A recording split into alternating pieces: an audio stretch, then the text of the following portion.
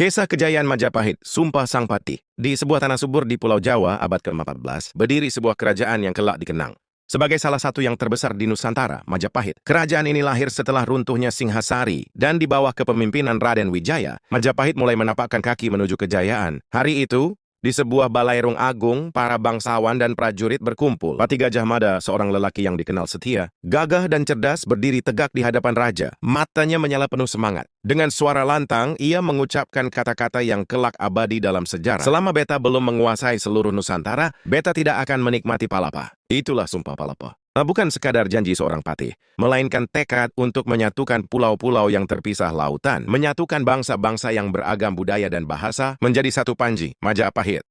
Majapahit paham kekuatan mereka bukan hanya di darat. Sungai Brantas menjadi nadi perdagangan, dan lautan Nusantara menjadi jalan raya raksasa. Kapal-kapal jung besar berlayar dari pelabuhan Tuban, Gresik, dan Surabaya. Layar putih mereka membentang, membawa rempah, beras, kain, dan kerajinan tangan ke negeri jauh. Di pelabuhan, pedagang dari Tiongkok datang membawa keramik dan sutra, pedagang India datang membawa kain dan manik-manik, pedagang Arab membawa wewangian dan kitab.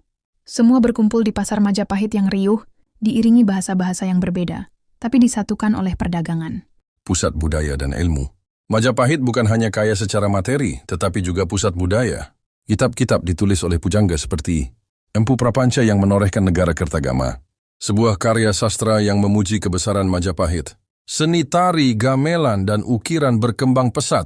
Di keraton, para bangsawan menikmati pertunjukan wayang kulit, sementara rakyat di desa merayakan upacara panen dengan tarian dan gamelan. Ya, agama Hindu-Buddha hidup berdampingan, dan bahkan kepercayaan asli Nusantara tetap lestari.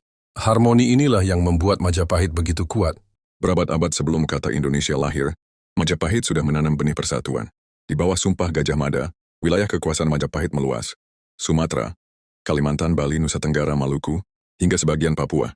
Bahkan semenanjung Malaya turut berada dalam pengaruhnya. Panji-panji Majapahit berkibar di berbagai pelabuhan. Para prajuritnya gagah berani, sementara armada lautnya menjaga jalur perdagangan. Majapahit menjadi pusat rempah dunia yang membuat bangsa-bangsa jauh menoleh ke arah timur. Senja kejayaan.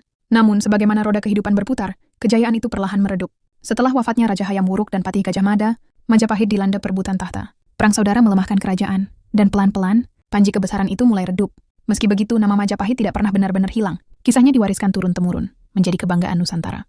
Dari sumpah seorang patih, dari kejayaan sebuah kerajaan, lahirlah inspirasi bahwa pulau-pulau yang terpisah oleh lautan bisa disatukan dalam satu cita-cita besar. Majapahit adalah cerita tentang tekad, persatuan, dan kejayaan. Ia bukan hanya sejarah, tapi cermin bahwa bangsa yang besar adalah bangsa yang mampu berdiri di atas keberagaman dan menjadikannya kekuatan.